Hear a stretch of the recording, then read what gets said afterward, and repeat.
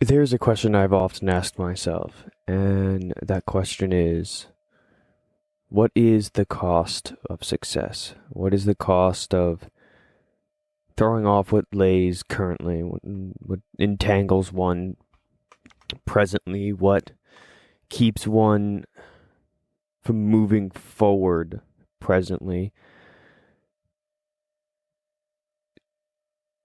What happens when those get left behind? What else gets left behind with them? Is the price worth paying? Is there really a price to pay if all things are to be considered? Uh, I would say there is a price to pay, and that price is, well, it can be summed up with the words short-term pleasure turned over for the sake of long-term gain. A lot of people talk about that quite often, and I'm trying to avoid using that as I try to use that as little as possible.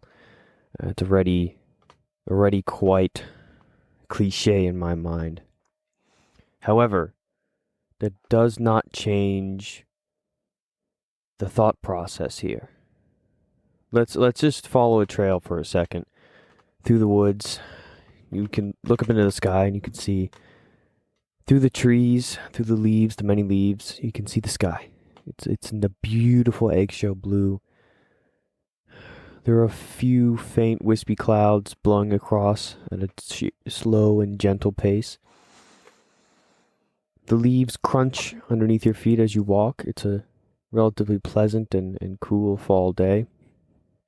And you're thinking to yourself, why am I out here? And that's a very good question. Why are you outside taking a walk in that moment?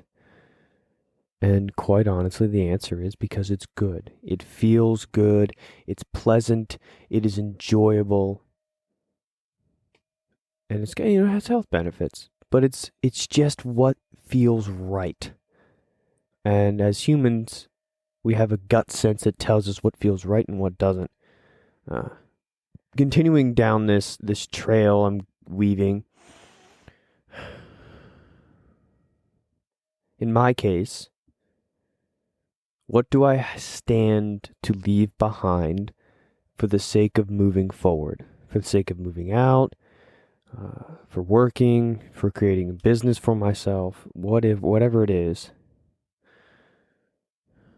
What do I stand to lose for the sake of long-term success, for the sake of sustainability, for the sake of love and passion, not just passion, but discipline? What do I stand to lose if I throw off the chains that bind me to this present day, to this unfounded mind space that continues to plague me? What do I truly stand to lose? And I would dare you to ask yourself that question as I continue here. What do you stand to lose if you wish to seek out your highest potential and pursue it to the ends of the earth? For what does it look like for me? Let's first touch on the one that I've talked about many times: pornography. I haven't touched on pornography as much as I should. I'm very calloused towards the subject. I watch it casually. It doesn't really do much to me anymore. Like, I get a brief pleasure jolt for the few seconds after hours of browsing. I try not to be too overly indulgent upon my issues here, but it certainly doesn't benefit me long term. It is very much so the epitome of what short term pleasure means. It's very short lasting, maybe 10 minutes at most, significantly shorter more often. But why the reluctance to give it up? And why so calloused? Why be so callous towards something that My religion, my faith, my God calls out and hates, abhorrently hates, due to its foul nature and its objectification of a woman's body, to dehumanize the soul and the eyes and the beautiful features that God gifted to each lady in the porn industry, and those trafficked into it as well. To turn their beautiful locks of golden brown hair into something men drool over when they see it, because it reminds them of a video they saw last night or the week before or a year and a half ago, sending them like mad dogs after a rabbit, drooling and barking, eager and panting to sink their fangs and their long canines into the soft, supple flesh of that rabbit, or in this case of that pornography. Why not give it up?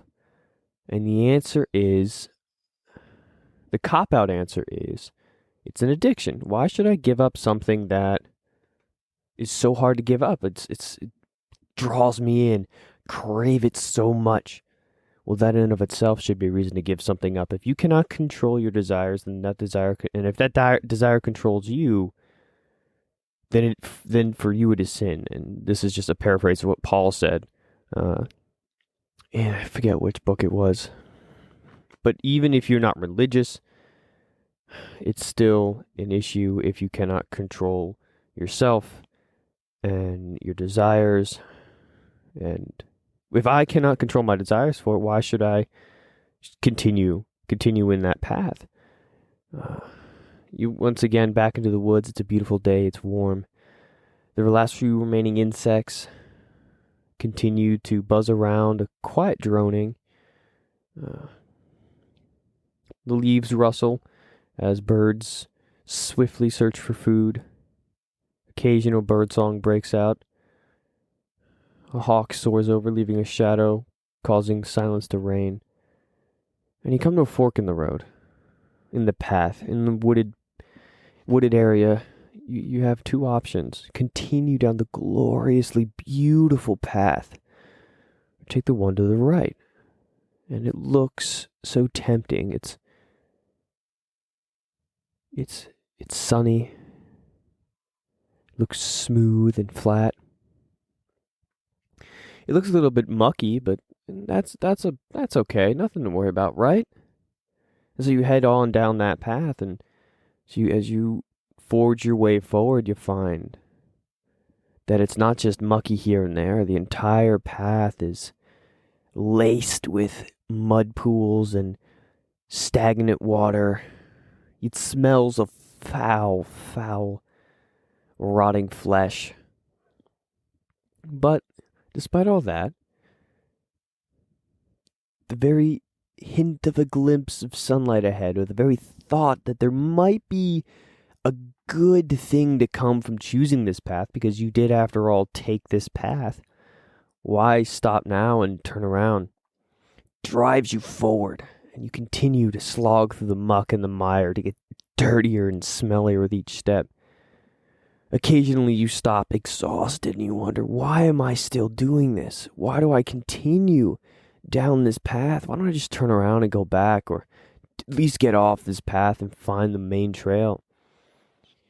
But then you remember, I already started down this path. I should continue it at least. Maybe there's to be something good out of it. Maybe, just maybe, there'll be a nice dry patch of land somewhere I can just rest upon. And maybe the sun will be shining there and I can bask in the warmth. Because it is chilly in this area.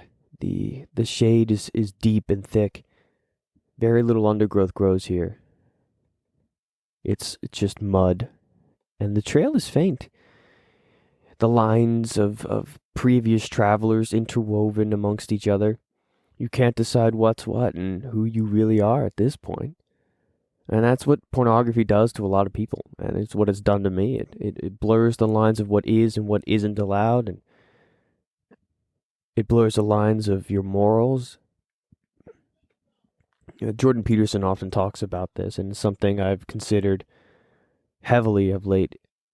And it's basically, if you do, not just Jordan Peterson, but other great thinkers of our time and past times, if you do what you find morally apprehensible, how can you look at yourself without disgust?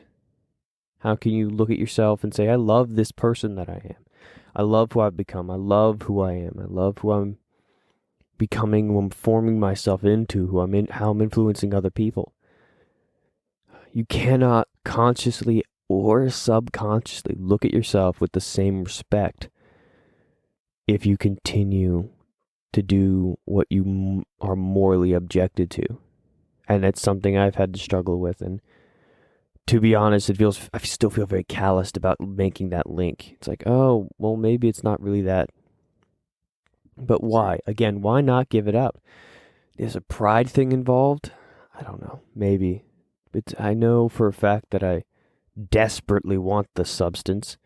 And then there's a fear that I'm missing out on something. A fear that maybe right around the bend that sun will be shining bright and clear. The path will no longer be muddy. But sin doesn't go away just because we wish it to, because we don't believe that it isn't sin anymore, just because we're calloused and pain-free for the few hours of watching.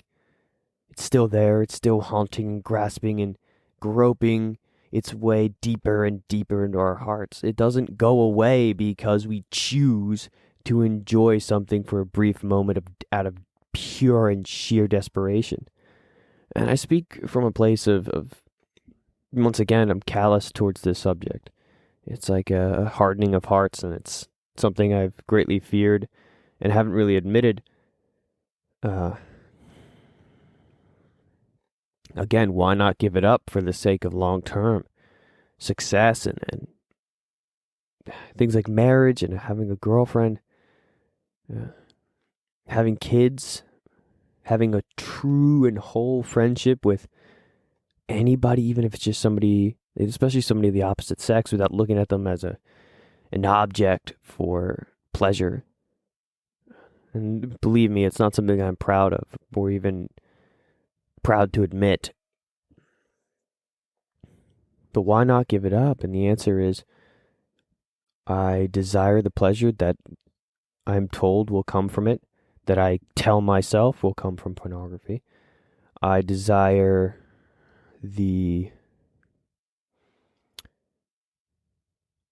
I wish to not miss out on new videos that I may or may not find, or new content, or old content that's nostalgic enough that I enjoy it. And also the fear that, hey, if I step off this trail, what if it's worse? No, it will be worse. It'll be muddier, stickier, gooier, smellier. I'll get stuck. I'll die. There can be nothing good off this trail. Yeah, the trail it was on originally was so much better than this. Maybe. But this one, there's a promise. Oh, there's such a promise. I can feel it. I can taste it. I can smell it over the smell of the sulfuric mud. I can smell the smell of sweet leaves and fall sunlight. Only that promise never arrives. Continuously searching and forging along, hoping and praying for that sunlight, the sweet smelling autumn leaves, the sound of bird song once again, to finally feel true happiness and pleasure once again, only to be denied such simple pleasures. And that's essentially what pornography has become, for me at least. I know there are people out there who claim, well, if you're doing it in moderation, it's not bad for you.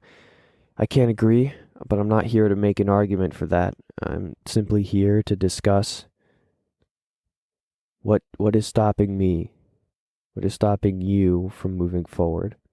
Is there something in your life, whether it's pornography or alcohol or drugs or video games or computers and phones, whether it's smoking or vaping, reading a book, working out, whatever it is, it's stopping you from leveling up, moving on to the next project that'll push you out of your comfort zone and thrust you into the limelight of a new project.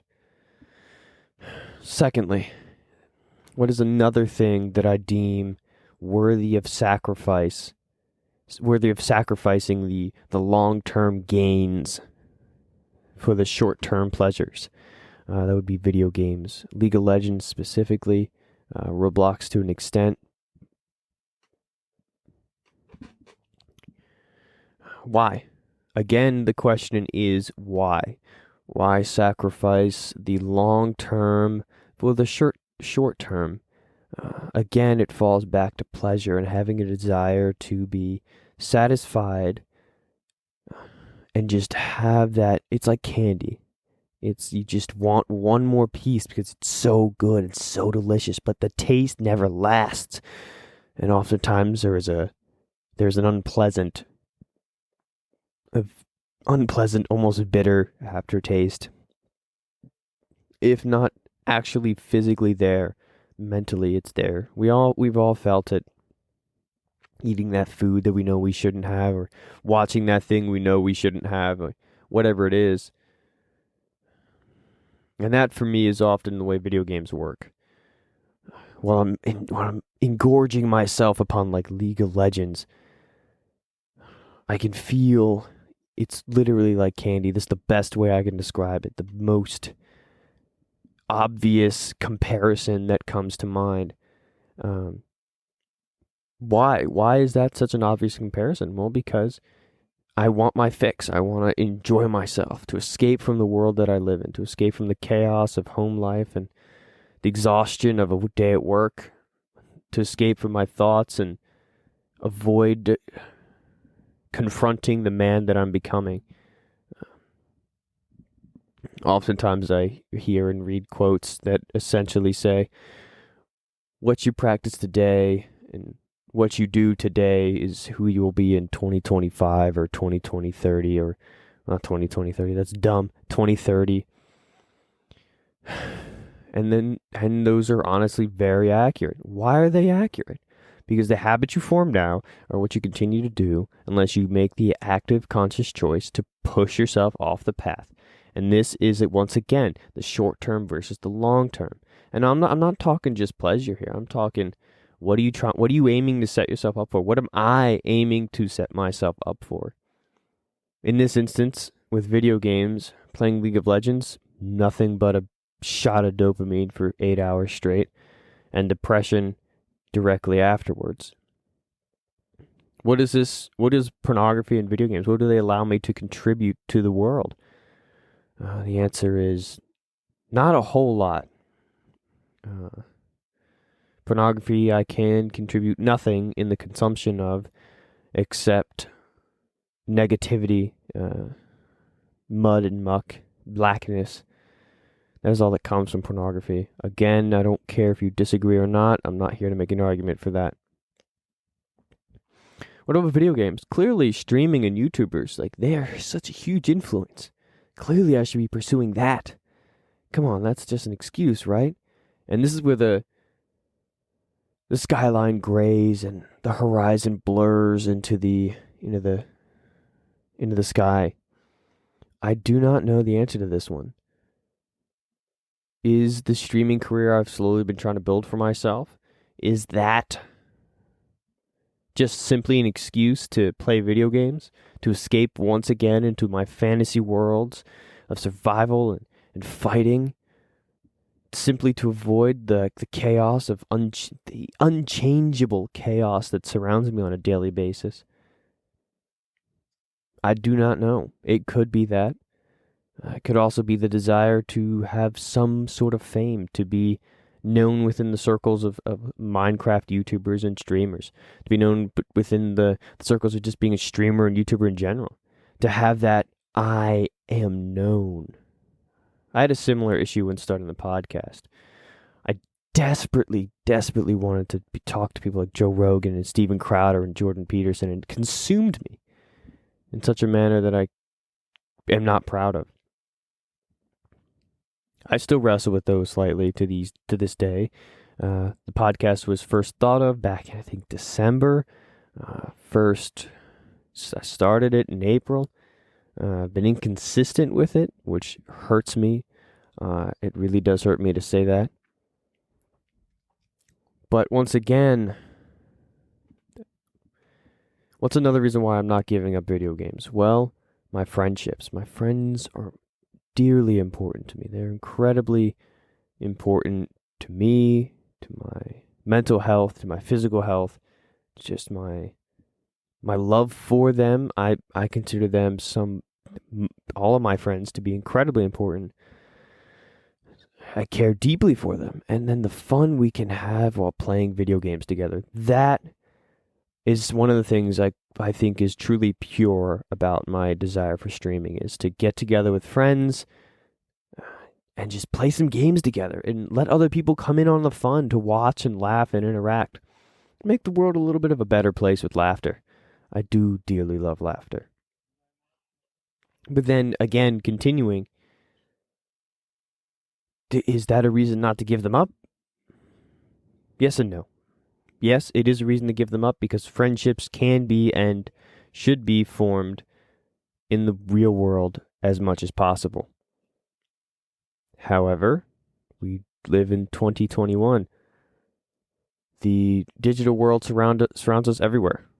I have to have a smartphone. Otherwise, I can't easily get my schedule at work and advertise and such things as that.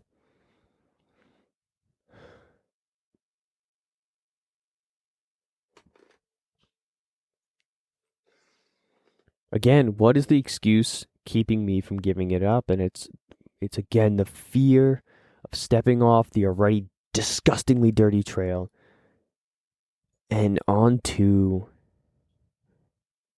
into the unknown, into an area where I cannot tell if there'll be pleasure, if I will enjoy it, even just the fear of not knowing what I can possibly do with myself. Once again, I should have mentioned this earlier, so not once again, but what does this say about my trust in God here? Do I trust God to lead me down paths that will be fruitful for me and fruitful for the people around me?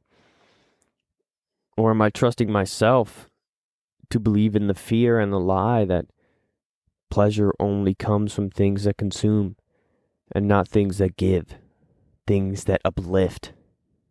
Video games with friends, that goes into the uplifting box. Video games by myself? Not really, no. So do I trust God to guide me and lead me down the paths that He so desires for me to be upon? If I'm being 100% honest, I don't think I do. Now, what does that say for anyone else?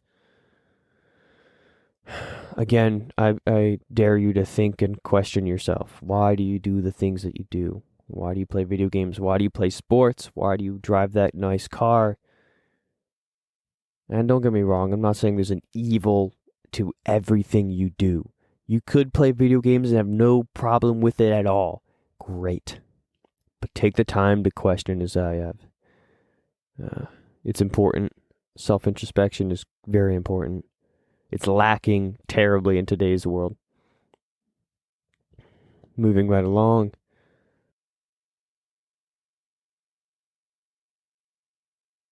And so, the pain that wells up from deep within me at this moment, considering all that I squander and all that I waste simply because I desire to have pleasure at the short term. What in the world will God Himself think of me when He returns? I've given you so many talents, my child. Why did you squander them and waste your days staring at a blue screen? No longer enjoying the gifts I've given you, no longer enjoying the world I've presented you. The birds, the trees, the sun, your friends, the world. It was all there for your taking. Yet you did not grasp hold of it. Instead, you let fear fester, destroy, keep you isolated. Why did you not turn to me, my child? Why did you not come back? I called you so many times. My heart wept to see that you did not. pursue what I've asked you to pursue. My child, what would it have taken for you to see the wonders of the world around you, to see all the people there ripe for helping, ripe for talking to? Did you not care? Did you not even desire to pursue the world in a holy and godly manner? My only defense would have to be, Father, I have no defense. I let fear overwhelm me. I let doubt of you crush me down. I have no excuse. Take these talents from me, Father, if I do not use them. And I am saying that that is a fear of mine. It is a massive fear of mine that on the day that God returns, he will find me guilty of not using the gifts and talents he has given me. It is easy to forgive one for 10 years of stupidity.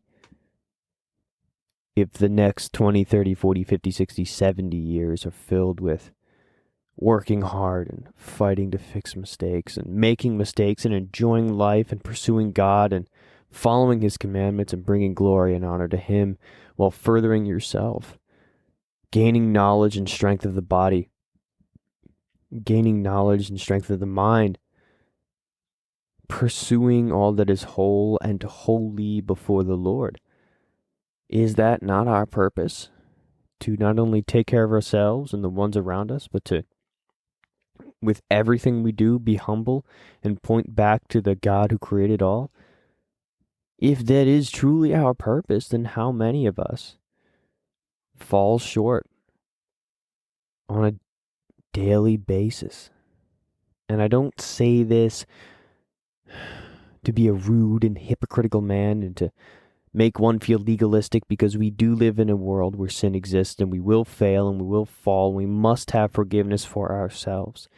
But forgiveness for ourselves does not mean an excuse to simply lie and eat potato chips and watch pornography and play video games and not interact with the world around us because we fear what we do not know and we fear what we cannot control and we fear what is not perfect. Anxiety is not the thing we were told to indulge ourselves upon. Fear is not the thing we were given to truly enjoy. If that were the case, God would not be the God he is. We would be worshiping the deep, dark, the devil, the horned one, whatever the heck people call him these days. We were designed with a sole purpose. And according to the Bible, that purpose is glorifying God. Now that to me is very vague, and I cannot easily stand by that passage without being confused and feeling a bit like it is an unknown. But what I do know is we were given minds with a massive desire to seek knowledge, minds with a desire to help and hold people. I am not saying we were created born good. We are not. Within the first year of our lives, we sinned. There is no question about it. We did it with lust in our eyes and we enjoyed it. We were not created with good as the centerfold. We are evil to our core. Now, that doesn't mean there isn't space for good deeds, and it doesn't mean there isn't space for good desires, but everything stems from a place of sin. If we did not want to help our neighbor out of a place of sin, it is a once in a blue moon thing. We are that destroyed and crushed. And anyway, continuing down this path, we haven't left the muddy muck. And we continue further, hoping for a glimpse of sunlight, maybe even some stars. It feels so dark out. Even some fireflies would be welcome. One would make the day so much better. Yet there is nothing. So we continue, hoping and waiting, and yes, wading through the mud. The mud has now reached up to our hip. It is thick and gooey, strangely clinging to our clothing, our hair from when we've fallen. Our hands are covered. You'd think we'd been in a tar pit. Yet we continue forward. Clearly, this leads somewhere good, right? Clearly, everything we've told ourselves to convince ourselves of pushing forward along this demented path keeps us going. But why? This leads nowhere. Soon we find we've not but traveled in a circle, and only gone deeper and deeper into our own footsteps. The confusion and the chaos that follows drives us insane. But the sunlight will come again, so we continue. Round and round and round we go, hoping for a glimpse of the ever-elusive light. Escaping from the world's problems, from our own problems, from the people around us, only serves to manifest what it is that we hate the most. Because when we're faced with it again, it is huge because we have not taken the time to fight it. Yes, there are situations in my life that I cannot control, that are outside of any grain of hope that I could have to fix an issue. But there are many things within my control that I can do to fix issues, and one of which is my thought process. Again, our thoughts control who we are, what we see, what we do, what we enjoy, and why we do what we do. If we consistently and constantly think on things that are bad and evil and negative, and consistently and constantly tell ourselves that life sucks and there is no purpose and we should die and God doesn't exist and God sucks, and even if he does exist, he's a hateful human being who's up in the sky. An old white man with a long beard and a cane ready to slap us across the face the minute we do something wrong. Our parents hate us, our siblings hate us, our friends hate us. Clearly the world is gypped and everything is against us. Clearly I'm no good either. I can't even wash the dishes correctly. I broke one just yesterday. Can't even remember to sweep the floor. Can't even remember to wash the stove or take the trash out or eat my meals. Dang it, I had 2 meals again today. I'm a terrible human being. I suck. I can't do anything right. Who am I that anyone would love me? That God himself would send his son to save me? What stupidity is that? If I'm such a horrible human being. Pushing forward, I guess. Maybe that's what I should do. Maybe people still love me and need me. Yeah. Help. That's what I can do. Help somebody else. Maybe that's what I'm called to do. Help other people, neglect myself. Hide away in the pathology of helping others. Perhaps this will solve all problems. Clearly, it does not. Clearly, it only serves to manipulate and manifest everything that was already there, making it bigger and stronger and harder to uproot. Yet we continue to lie to ourselves that it is what needs to be done.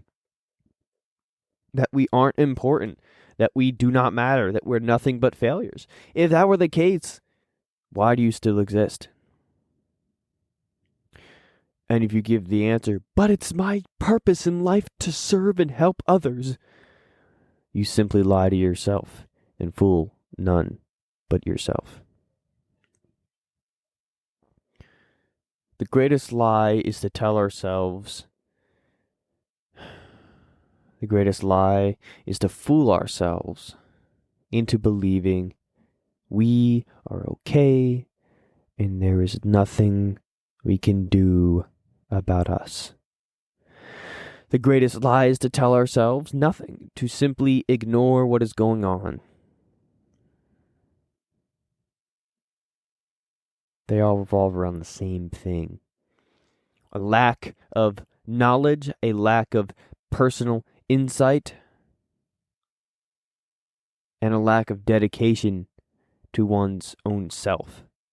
Now, in the world that we live in today, it is often deemed selfish to take care of yourself, to remove yourself from a situation where you are the only thing keeping the situation from imploding, to remove yourself from a bad relationship because maybe you can help that other person. Maybe you can finally do something right. Even though it hurts you and cuts you to the core and it leaves you suicidal and depressed, maybe, just maybe, it is the right thing to do because it helps somebody else. Especially in the Christian world, we are called to love and humble ourselves, love everybody else and humble ourselves. And that often manifests in people outserving their ability to actually serve and fighting hard for the homeless people and the prostitutes and the drug addicts and the alcohol addicts and anybody with a problem that comes to them and that they see that needs help. All the while, their own mental health and physical health continue to go down the drain. Gained 50 pounds over the past year, have you, huh? Hadn't noticed, too busy helping the homeless guy down the street who refuses to break his drug addict. I digress. The point here is, especially in the Christian culture, we feel called to loving others and sacrificing ourselves. However, God himself, in the form of Jesus, told us to love our neighbors as we love ourselves. Answer me this. How can you love your neighbor if you do not love yourself? Clearly, the assumption of this verse is to say you love yourself, so you should thus go love your neighbors as well as you love yourself. Would you slap your neighbor in the face and tell him he's an idiot because he dropped a plate? No, you would not.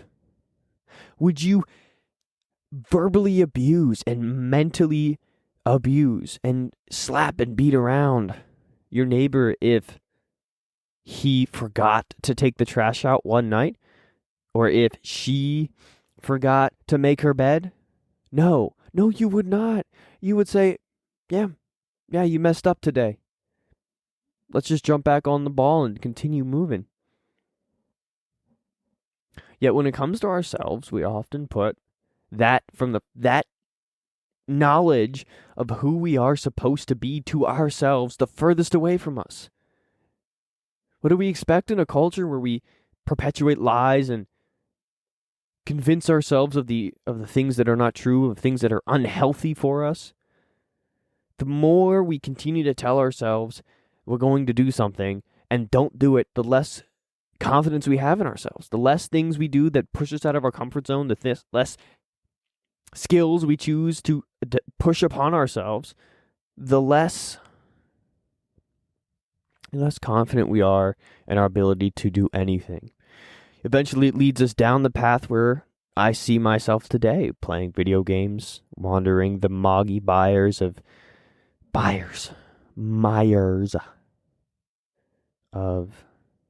depression and anxiety and fear that blanket that clings so thickly.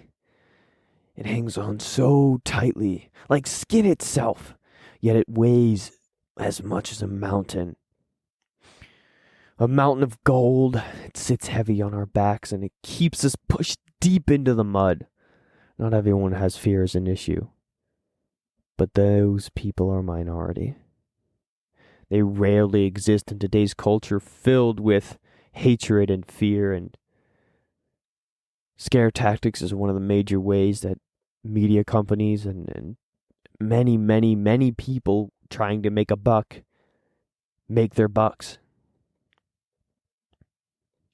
How do we combat this? How do we combat the fear and the selfish desires and the inability to love oneself? How do we combat this in a culture where culture doesn't exist? In a world that is so centralized, it has become fractured. Well, it starts with the self. It starts with acknowledging one's faults. It starts with giving oneself grace. It starts with giving myself grace. It starts with giving myself the ability to fail and not hate myself. Perfection is unattainable. Thus, I believe it. It starts by acknowledging God can and will and does lead his children to where it is best for his purposes and for them, even if in the moment it does not look like that. It starts by acknowledging that life isn't all about pain and suffering and how woe is me that I am in pain. That life is about knowledge, about the sun shining in the morning, about the birds singing when you awake, about the glistening snow after a freshly fallen snow. Life is about living, and living it to the fullest with all intentions to bring honor and glory to God, yet also to enjoy what God has given us and to use what God has given us for His ultimate purpose. That ultimate purpose is often summed up as bringing all people to salvation or their death, aka, hell. I can't disagree with that, but I also can't agree with monks. And I can't agree with certain factions of Christianity who believe life is to be wasted, that we should have no possessions, that we should have no sex, we should have no delicious drinks and candied food, that we should all be living in wooden huts, sleeping on wooden floors, praying every day for several hours straight. No, I don't think that's the life God designed for us. I think He gave us this world for two reasons. One, so people would be saved, including ourselves, and two, so that we may enjoy what He has given us, to flesh out the talents and discover the world He created. God called the world good when He first created it. Is it epically awesome now? No, not compared to then, but it is still a beautiful place. I don't care what flaws are in this world. It is still beautiful. Yet here I am, still trudging along the muddy, miry path, the path so full of stink and rot that you'd think one with common sense would leave. I've tried to leave that path. A few steps from the edge and I panic. The sun can't be seen, the smell is strong. Best to return to the paths of comfort. At least one knows where one is going. In circles round and round again. Perhaps this will lead somewhere, after all. I've come to the conclusion that the only one who can rescue me from this path is God. For I cannot seem to have the strength to leverage myself far enough away, fast enough, that my desires to come back don't haunt me. In fact, I still don't even know what that truly looks like. I know it is a thing that must be true, else it wouldn't be biblically written, and I wouldn't have come to that conclusion, along with millions of other people who have existed on the face of the planet.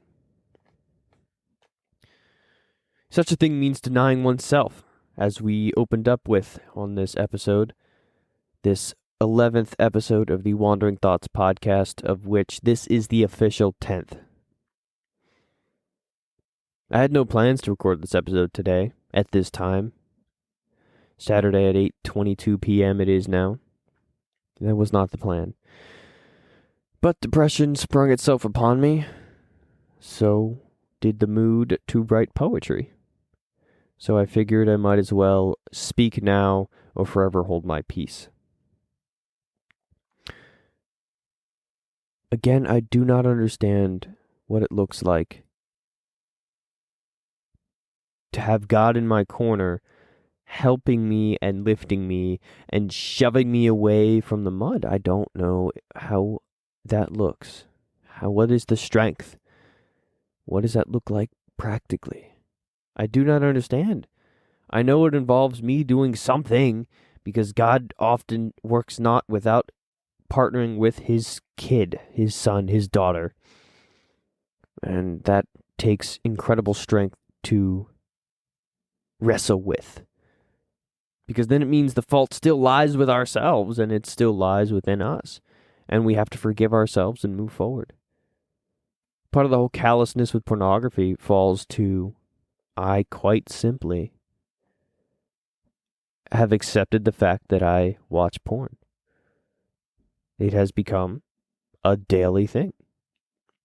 Sometimes. It is but who I am. To remove it is to remove a limb. And that is unhealthy. There should never be anything in one's life that is like that except God himself. Friendships pass, places we leave and come and go. As I prepare to move, barring any issues, I'll be leaving behind everything I've known for 13 years. That's a crazy number for someone of my age. Into a world that's unknown and full of hard work and hardships and fighting forward and wrestling myself out of this mud. But then again, I remember when you're in quicksand, you cannot remove yourself. One must help you. Oftentimes we, the injured, try to help those as injured as we are. Again, if you're missing a leg, how can you help your brother? If your arm is gone, how can you lift your brother and also climb yourself out of the miry bogs? I'm not saying we should focus entirely upon ourselves. No, for that would be sin. But I am also saying there's a time and a place where us takes precedent so God can heal us and thrust us back into the world. I do not know the balance. It is not a balance I know. But I know this, and I know very strongly this, that the only path to success, whatever success is defined as for anyone, for me, success is having money so that I can afford things, being healed mentally, emotionally, physically, being active again, enjoying life again, no longer being sucked into video games and pornography for the dopamine and candy it provides. That, to me, is success. To be married, to have kids, have a family, to have someone I can devote myself entirely to. To be selfless in the face of love. To eventually, whatever it is that honoring God and glorifying God looks like, now, the future, the end of time, whatever that looks like, to have that, to be satisfied with that. But success is different for everyone, and you cannot measure it based upon somebody else's words. For me, I don't know if that's the podcast. I don't know if that's streaming. I do know balance is necessary for the fundamentals of life. Dopamine too much is a bad thing. Dopamine too little is a bad thing. You need the balance of pain and dopamine, else life is out of whack. So in conclusion, why do I not give up the short-term gains for the long-term success? Because of fear. I fear the lack of pleasure. I fear I will lose out on something when I leave. I fear I will no longer be me. That what I do enjoy will change, and the fear of fighting and actually having to work again to enjoy something. The fear of having to face the world around me on a daily basis with no way to hide anymore. And ultimately the fear of missing out and the fear of no more pleasure often hurts the most. But if one is to have future success, one must sacrifice the present for the future.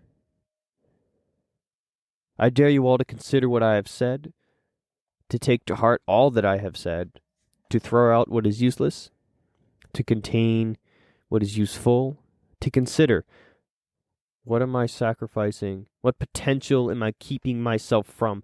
Who would I be if I dove all into this project I've thought about for the past 25 years, 6 months, whatever time frame it is? Who would I be if I dove headfirst into life, into love, into the pursuit of God and all that is holy and honorable? Who would I be if I pursued friendships deeply? If I pursued my hobbies and my family and my wife, my girlfriend, my boyfriend, my husband? Who would I be if I dove headfirst into the challenges that life has presented to me? And who would I be if I did so with God firmly by my side, guiding and strengthening me the entire way? Consider these things, but don't just consider, take action. For thoughts are useless without action behind them. Consider your own thought life. Do you actually care about who you are and where you're going, or do you just exist coasting through life? Because if you're coasting through life, I can tell you as a fellow coaster, it sucks. Open your eyes, see the sunlight on the other side of the trail. As for me and myself, I continue to push through the smog, the fog, the mud, the tar-like substances wrapped around my ankles and clinging to my inner thighs. Streaking from my face, hanging from my hair, I continue. I do not give up. I grow weary, but I do not faint.